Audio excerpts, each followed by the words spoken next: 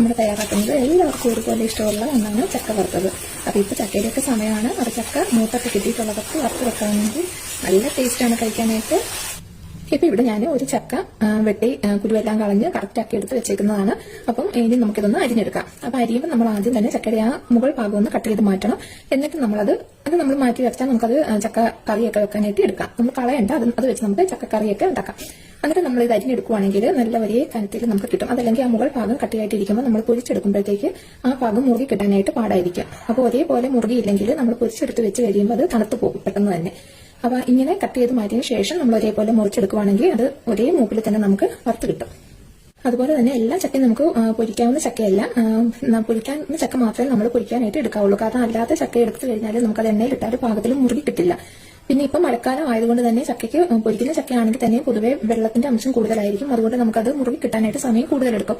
അതേസമയം മഴയൊക്കെ പെയ്യുന്നതിന് മുമ്പ് ചക്ക മൂത്ത് കിട്ടുവാണെങ്കിൽ നമുക്ക് ഇപ്പം എടുക്കുന്നതിന്റെ പകുതി സമയത്തിന് തന്നെ ചക്ക നമുക്ക് മൂത്ത് റെഡിയാക്കി എടുക്കാനായിട്ട് പറ്റും. അപ്പൊ അങ്ങനെ കുറച്ച് കാര്യങ്ങളൊക്കെ നമ്മളൊന്ന് ശ്രദ്ധിച്ചാൽ മതി, നമുക്ക് ചക്ക നല്ല കറക്റ്റ് ആയിട്ട് വറുത്തെടുക്കാനായിട്ട് പറ്റും. അപ്പൊ ഇത് ഞാനൊന്ന് കംപ്ലീറ്റ് ഒന്ന് അരിഞ്ഞെടുക്കട്ടെ. അതുപോലെ തന്നെ നമ്മൾ ചക്ക അരിഞ്ഞെടുക്കുന്നത് ഒരു മുറത്തിൽ എന്തെങ്കിലും ഇതുപോലെ നിരത്തി ഇട്ട് കൊടുക്കണം. അങ്ങനെ നിരത്തി ഇട്ടാൽ തന്നെ അതിലുള്ള വെള്ളത്തിന്റെ അംശം പെട്ടെന്ന് ഒബ്സർവ് ആയി പൊക്കോളും. അപ്പൊ തന്നെ നമുക്ക് പൊരിക്കാൻ ഇടുമ്പോഴത്തേക്ക് വേഗം തന്നെ മുറുകി കിട്ടാനും ഒക്കെ സഹായിക്കും. ഇപ്പൊ ഇവിടെ ഞാൻ പകുതിയോളം ചക്ക മുറിച്ചെടുത്തിട്ടുണ്ട്. ഇതുണ്ട്.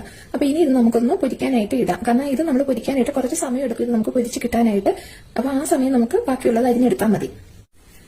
ചക്ക വറുക്കാൻ വേണ്ടിയിട്ട് ഞാനിവിടെ ഒരു ഉരുളി എടുത്ത് വെച്ചിട്ടുണ്ട്. അപ്പോൾ ഉരുളി നന്നായിട്ട് ചൂടായിട്ടുണ്ട്. ഇനി ഇതിലേക്ക് നമുക്ക് വെളിച്ചെണ്ണ ഒഴിച്ചു കൊടുക്കാം. അപ്പൊ എണ്ണ കൂടുതൽ അങ്ങ് ഒഴിക്കുവാണെങ്കിൽ നമുക്ക് കൂടുതൽ ചക്കയിട്ട് വേഗം തന്നെ വറുത്തെടുക്കാനായിട്ട് പറ്റും. ഇനി എണ്ണ നന്നായിട്ട് ചൂടാവട്ടെ. എണ്ണ നല്ലപോലെ ചൂടായതിനു ശേഷം മാത്രമേ നമ്മൾ അതിലേക്ക് ചക്ക ഇട്ട് കൊടുക്കാവുള്ളൂ. അതുപോലെ തന്നെ ഞാൻ ഈ ഒരു തവി കല്ലുപ്പെടുത്ത് ഒരു പാത്രത്തിൽ ഇട്ട് അതിലേക്ക് 1/2 കപ്പ് വെള്ളം ഒഴിച്ച് ഒന്ന് ഇളക്കി വെക്കുവാണ്. അപ്പൊ ഇത് നമുക്ക് മാറ്റി വെക്കാം. നമ്മുടെ ചക്കയൊക്കെ മൂത്ത് വരുമ്പോൾ ഇത് നമുക്ക് റെഡിയായി കിട്ടും. ഇപ്പൊ ഇവിടെ എണ്ണ നന്നായിട്ട് ചൂടായിട്ടുണ്ട്. ഇത് നമുക്ക് ചക്ക ഇട്ട് കൊടുക്കാം. അപ്പൊ ചക്ക ഇട്ട് കൊടുക്കുമ്പോൾ സൂക്ഷിച്ചിടണം. കയ്യിലേക്ക് എണ്ണയൊന്നും തെറിക്കാതെ സൂക്ഷിച്ച് സാവധാനം വേണം ഇട്ട് കൊടുക്കാൻ. ചക്ക ഇട്ട് കൊടുത്തു കഴിയുമ്പോൾ നമ്മൾ ഉടനെ തന്നെ ഇട്ട് ഇളക്കരുത്. ജസ്റ്റ് ഒന്ന് പതുക്കെ ഒന്ന് നമ്മളെല്ലാ എണ്ണയുടെ എല്ലാ ഭാഗത്തേക്കും ആകുന്ന പോലെ ഒന്ന് ആക്കി കൊടുത്താൽ മതി. അത് കഴിഞ്ഞ് അതങ്ങനെ തന്നെ കിടന്ന് ഒന്ന് മുറുകി വന്നതിന് ശേഷം മാത്രം നമ്മൾ ഇളക്കി കൊടുത്താൽ മതി. ഇപ്പൊ നമ്മൾ ചക്ക ഇട്ട് കൊടുത്തിട്ട് 10 മിനിറ്റ് ആയിട്ടുണ്ട്. അതാ ഈ സമയമാകുമ്പോൾ നമ്മളിതൊന്ന് ഇളക്കി കൊടുക്കുക. അപ്പൊ നമ്മൾ വല്ലാണ്ട് ഇട്ടങ്ങ് ഇളക്കരുത്. ഇതുപോലുള്ള കമ്പി എന്തെങ്കിലും വെച്ചൊന്ന് പതുക്കെ ഇളക്കിയാൽ മതി. എല്ലാ ഭാഗവും ഒന്ന് അടിമുകളും അറിയത്തക്ക രീതിയിലൊന്ന് ഇളക്കി കൊടുക്കുക.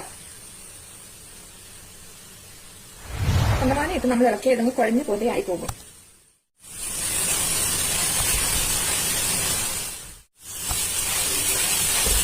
ഇപ്പൊ ഇവിടെ ഒരു 20 മിനിറ്റ് കൂടി ആവശ്യമുള്ള നമ്മൾ ചക്ക ആദ്യം ഇളക്കി കൊടുത്തതിന് ശേഷം ഇതാക്കിയെടുക്കുന്നുണ്ട്.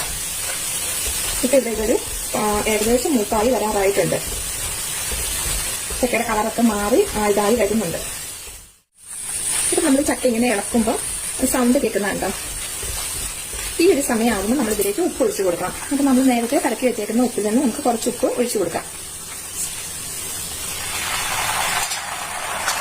ഇപ്പൊ ഞാൻ അതിൽ ഒരു തവി ഉപ്പാണ് ഒഴിച്ചേക്കുന്നത്. അപ്പൊ ആദ്യം ഒഴിക്കുമ്പോൾ നമുക്ക് അത്രേ ഒഴിച്ചു കൊടുക്കാം. പിന്നെ അടുത്ത ട്രിപ്പൊക്കെ ഇടുമ്പോൾ ഉപ്പിന്റെ അളവ് കുറച്ച് ഒഴിച്ചാൽ മതി. കാരണം ഈ എണ്ണയിൽ ഉപ്പിന്റെ അംശം ഉണ്ടാകും.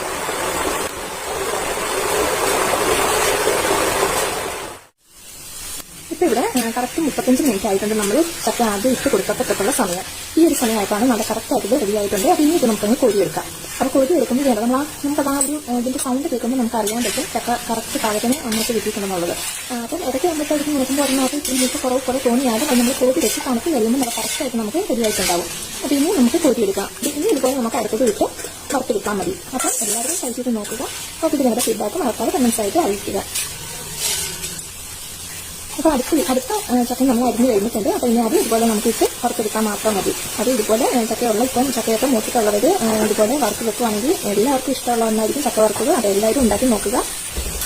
അതുപോലെ തന്നെ നമ്മൾ വറുത്തെടുക്കുന്ന ചക്ക നന്നായിട്ട് എയർടൈറ്റ് ആയിട്ടുള്ള പാത്രങ്ങളിൽ വേണം നന്നായിട്ട് ചൂടാറിയതിനു ശേഷം ഇട്ട് അടച്ചു വെക്കാം. അങ്ങനെ വെച്ച് കഴിഞ്ഞാൽ എത്ര നാൾ വേണമെങ്കിലും നമുക്ക് ചക്ക കേടാക്കാതെ ഇരുന്നോളും. അപ്പോൾ കൂടുതലൊക്കെ ഉണ്ടാക്കുവാണെങ്കിൽ ഇപ്പോൾ ഒരു 3-4 ചക്കയൊക്കെ നമ്മൾ വറുത്ത് വെക്കുവാണെങ്കിൽ അല്ലെങ്കിൽ നല്ല സ്പീഡിന്റെ പാത്രത്തിൽ അടച്ച് പേപ്പറൊക്കെ ഇട്ട് വെച്ചിട്ട് നമ്മൾ ഇടിച്ച് വെക്കുവാണെങ്കിൽ ഒട്ടും തന്നെ തണുത്ത് പോകാതെ ഇരിക്കും. അപ്പം ആവശ്യത്തിനുള്ളത് മാത്രം ചെറിയ പാത്രത്തിലേക്ക് എടുത്ത് വെച്ച് നമ്മൾ ഉപയോഗിക്കാനായിട്ട് എടുക്കുക. അപ്പോൾ എല്ലാവരും കഴിച്ചിട്ട് നോക്കുക. ഇത് നമ്മുടെ ചക്ക നമ്മൾ 2 പ്രാവശ്യമായിട്ട് അത് വറുത്തെടുത്തിട്ടുണ്ട്. സൗണ്ട് കേൾക്കുമ്പോൾ അറിയാം അത്ര നല്ല ക്രിസ്പി ആയിട്ടുള്ളതാണ്. അപ്പോൾ ഈ റെസിപ്പി നിങ്ങൾക്ക് ഇഷ്ടമായിട്ടുണ്ടെങ്കിൽ മറക്കാതെ ലൈക്ക് ചെയ്ത് കൊടുക്കുക. അതുപോലെ തന്നെ നിങ്ങളുടെ ഫ്രണ്ട്സിനും ഫാമിലി മെമ്പേഴ്സിനും എല്ലാം ഷെയർ ചെയ്ത് കൊടുക്കാനും മറക്കരുത്. ഇൻഷാ അല്ലാഹ് നമുക്ക് പുതിയ റെസിപ്പിയുമായി വീണ്ടും കാണാം.